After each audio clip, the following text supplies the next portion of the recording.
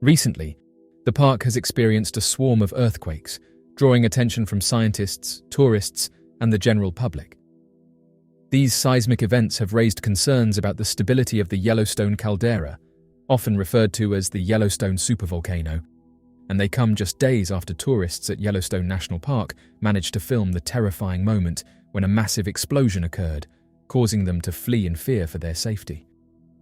The footage reveals numerous guests quickly evacuating a boardwalk located dangerously close to a scorching hot spring. Biscuit Basin has been completely closed off by the National Park Service as geologists conduct an investigation into the incident. This occurrence once again prompted speculation on the potential impact of these earthquakes on the national park. Some individuals who examined the data provided by the United States Geological Survey have noted the absence of certain portions. For instance, they reported that on certain days, only a few hours of the day were displayed, while the remainder was left unaccounted for.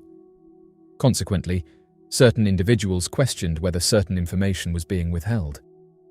While the United States Geological Survey has acknowledged the occurrence of these minor tremors throughout Yellowstone National Park, some individuals are expressing greater concern about the occurrence of more significant earthquakes in the region. They question why these events have not been addressed by park authorities and media organizations. Graphs depicting Yellowstone indicate that the occurrence of these earthquakes had observable consequences on the park, since there was evidence of magma movement. There is another earthquake that has not been reported, which had a magnitude of 2.4. The graphs indicated a seismic event of greater magnitude than usual that occurred in the region, but no information or communication was provided regarding this occurrence. Upon the dissemination of the photographs, individuals began to inquire as to why this information was being withheld. There are hypotheses suggesting that the reason for not disclosing information could be to prevent causing anxiety among the public. Alternatively, others speculate that there might be ongoing events in the Yellowstone area that authorities are aware of but choose not to disclose. Dr. Poland stated that the earthquakes that have been observed are within the expected range of normal activity.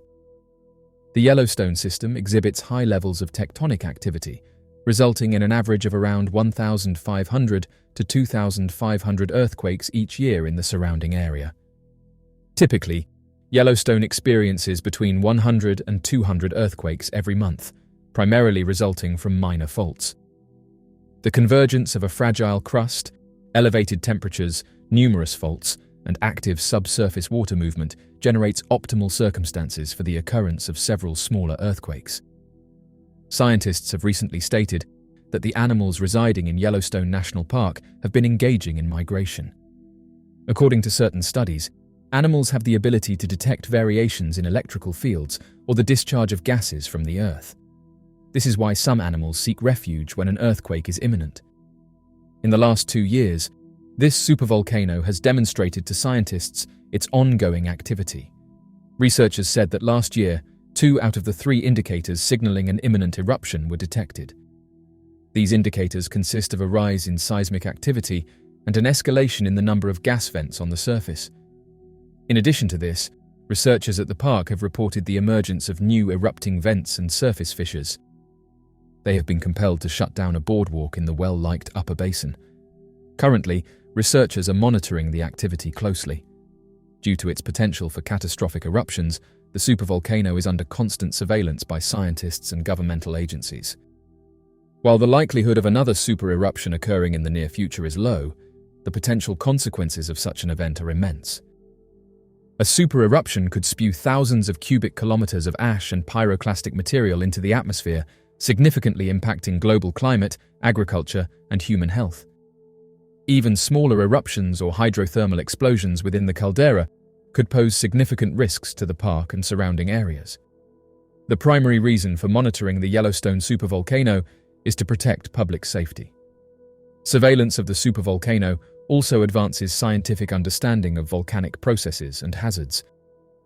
Yellowstone is a unique natural laboratory for studying geothermal and volcanic activity. By monitoring the volcano, scientists gain insights into the mechanics of caldera systems, magma movement, and the triggers of volcanic eruptions. This knowledge not only enhances our understanding of Yellowstone, but but also improves our ability to predict and prepare for volcanic events worldwide.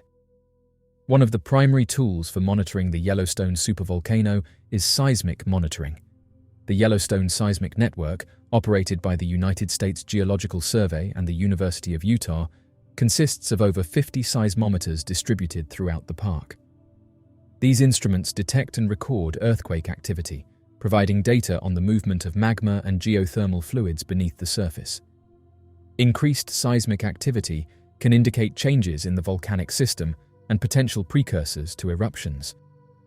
Scientists also monitor ground deformation to detect changes in the shape of the Earth's surface caused by magma movement. The Yellowstone Volcano Observatory employs a combination of GPS stations, satellite-based interferometric synthetic aperture radar, and borehole strain meters to measure ground deformation with high precision. Uplift or subsidence of the ground can signal changes in magma pressure and movement, helping to assess the likelihood of volcanic activity. Geochemical monitoring involves analyzing the composition of gases and thermal waters at Yellowstone's geothermal features. The release of gases such as carbon dioxide, sulfur dioxide, and hydrogen sulfide can provide clues about magma movement and volcanic activity. By sampling and analyzing these gases, scientists can identify changes in the volcanic system and assess the potential for eruptions. Remote sensing technology, including satellite imagery and aerial surveys, plays a crucial role in monitoring Yellowstone's supervolcano. Satellites equipped with thermal imaging and spectrometers can detect changes in surface temperatures and gas emissions. The continuous monitoring of Yellowstone's supervolcano is integral to developing and maintaining early warning systems.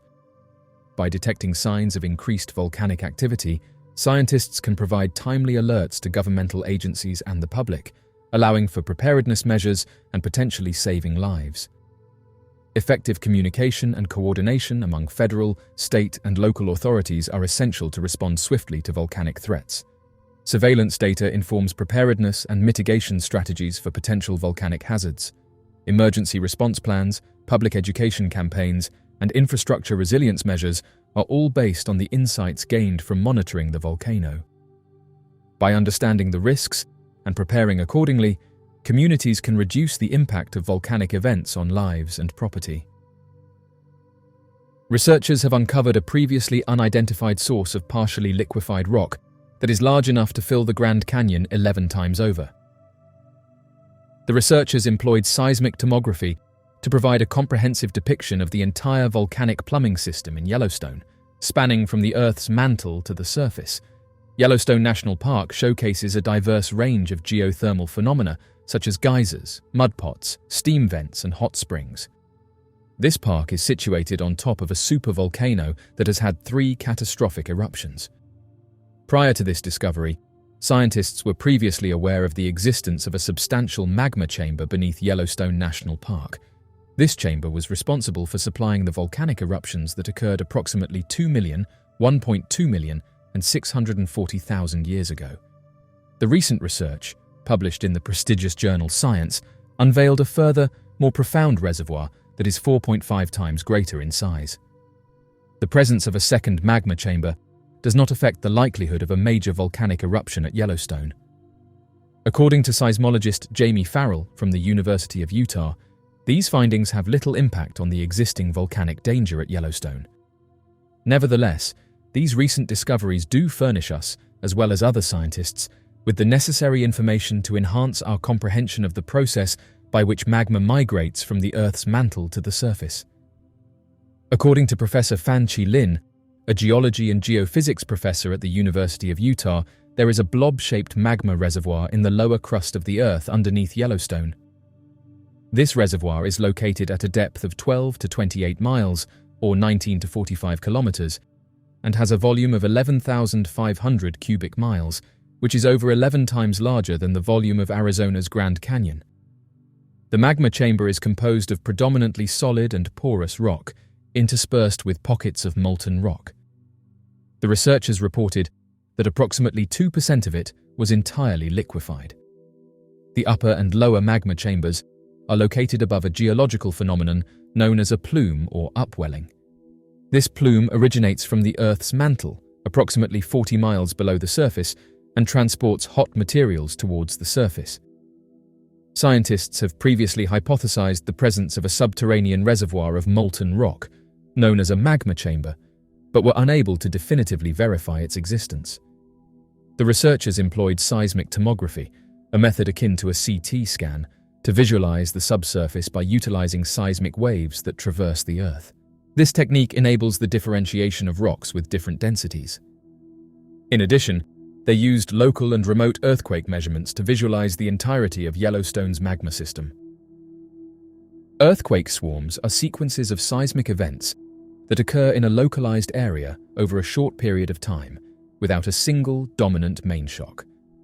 Unlike typical earthquake sequences, which consist of a main shock followed by aftershocks, swarms are characterized by numerous small to moderate-sized earthquakes.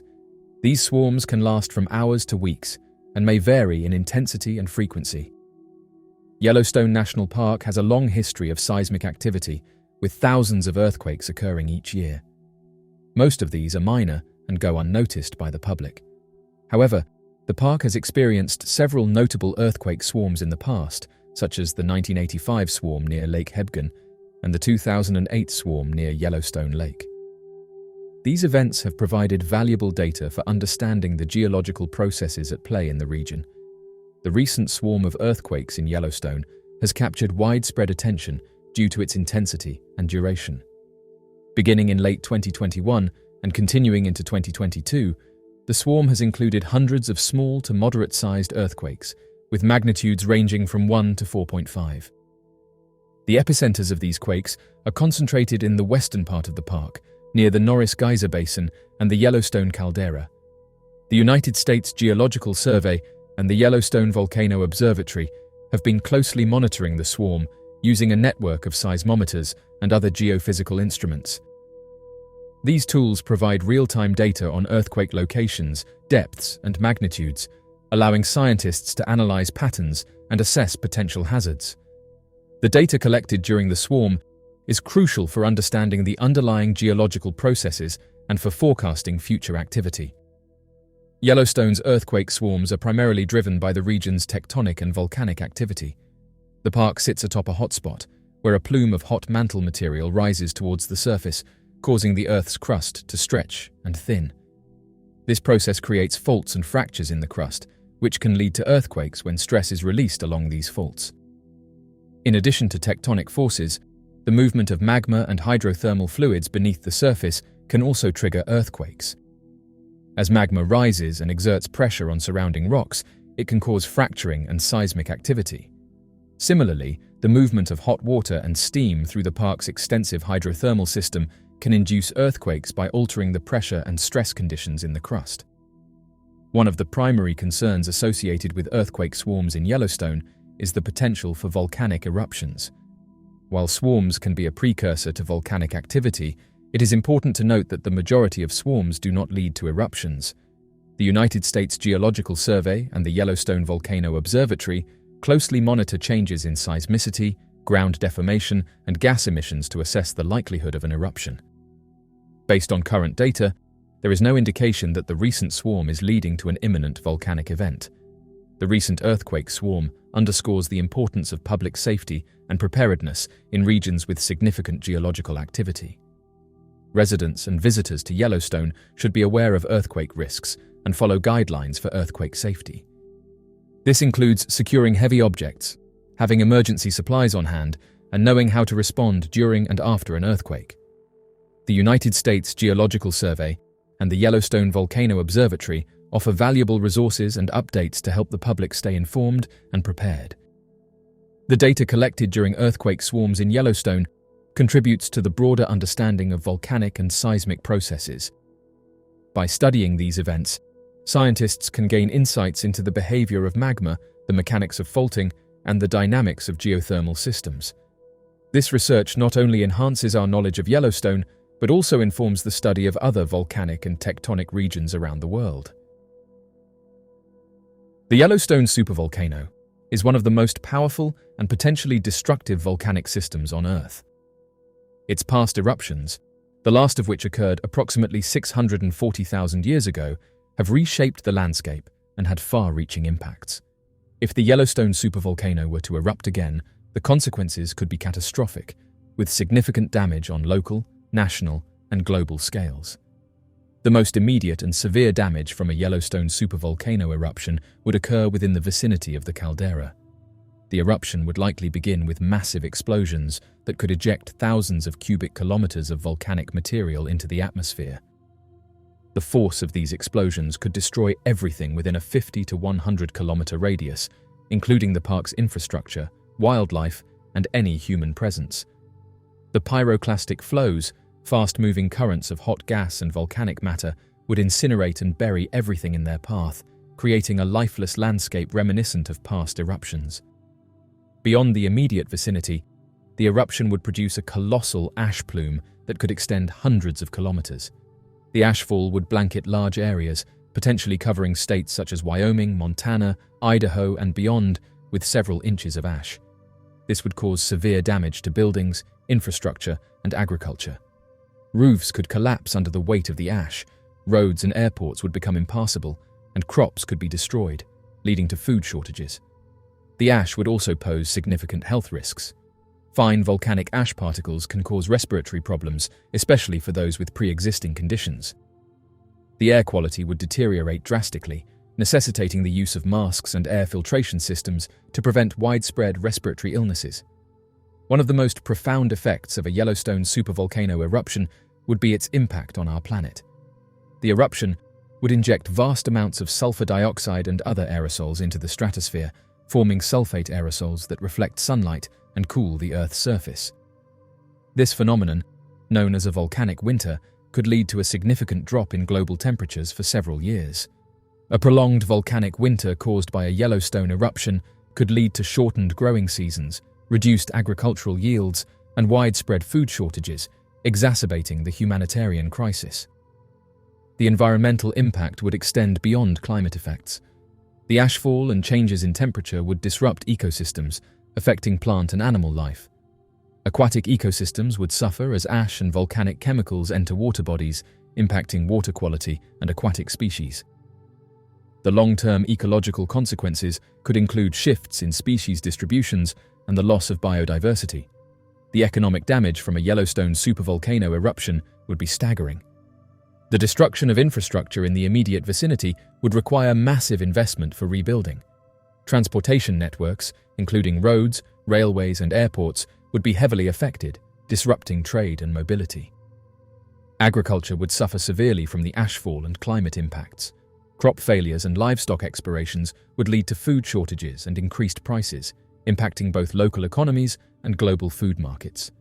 The disruption of agricultural production could trigger a cascade of economic challenges, including inflation and reduced economic growth. The combined effects of infrastructure damage, food shortages, and economic disruption would likely result in a large-scale humanitarian crisis. Populations in affected areas might face displacement, requiring emergency relief and long-term recovery efforts. The strain on resources could lead to social unrest and political instability, particularly in regions heavily dependent on affected areas for food and trade. The global interconnectedness of today's world means that the repercussions of a Yellowstone eruption would not be confined to the United States. The climatic effects would affect weather patterns worldwide, influencing agricultural production and food security globally. International trade would be disrupted by transportation challenges and economic instability. The need for coordinated international response efforts would be paramount to manage the widespread impact effectively. As of right now, the potential eruption of the Yellowstone supervolcano represents one of the most significant natural threats to human civilization.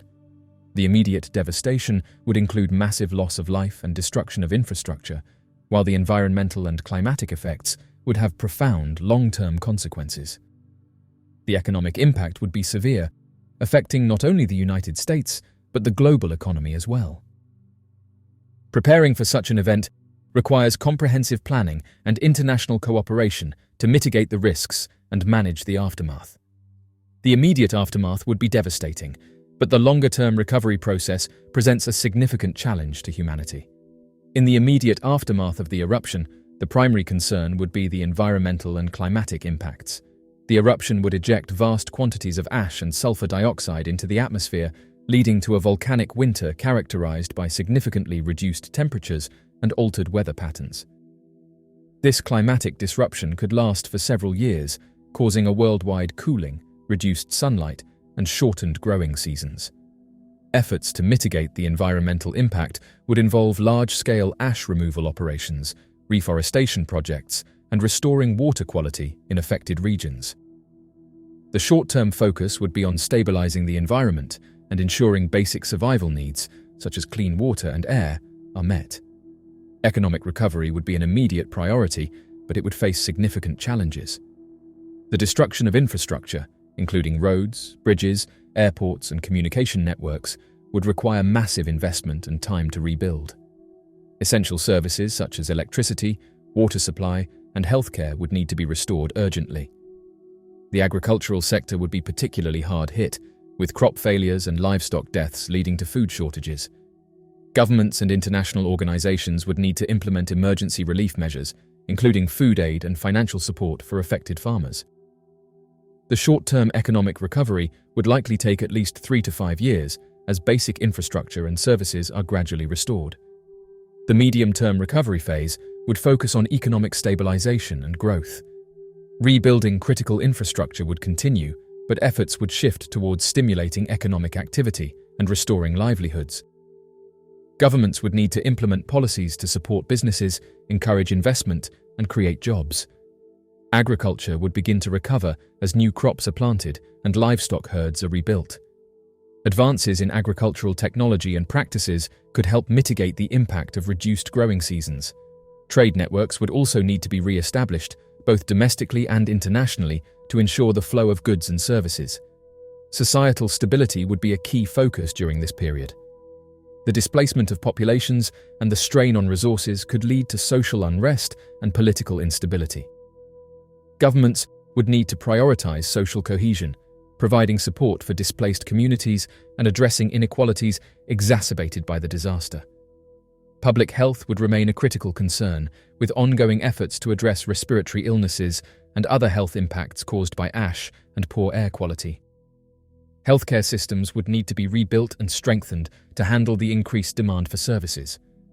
Long-term environmental restoration would be an ongoing process.